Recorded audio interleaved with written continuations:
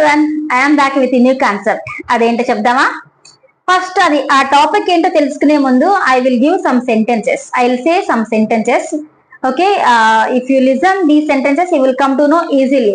అది ఏంటో, ఆ టాపిక్ ఏంటో మీకు అర్థమైపోతుంది. చూడండి, నేను తిట్లు తిన్నాను, నన్ను పార్టీకి ఇన్వైట్ చేయలేదు.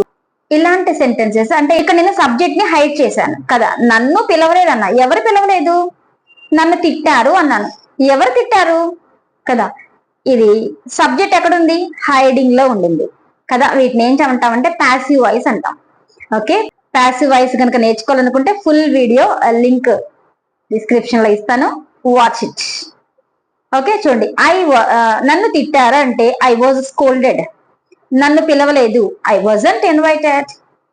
ఐ వాజంట్ ఇన్వైటెడ్, నన్ను పిలవలేదు.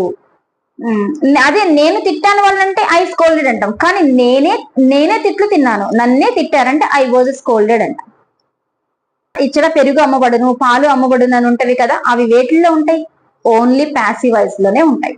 చూడండి, ప్యాసివ్ వాయిస్ మీకు తెలిస్తే ఏదైనా న్యూస్ పేపర్ కానీ, టెక్స్ట్ బుక్స్ కానీ, స్టోరీస్ కానీ, నోవెల్స్ కానీ చదవడం చాలా ఈజీ అవుతుంది. So don't miss that long video.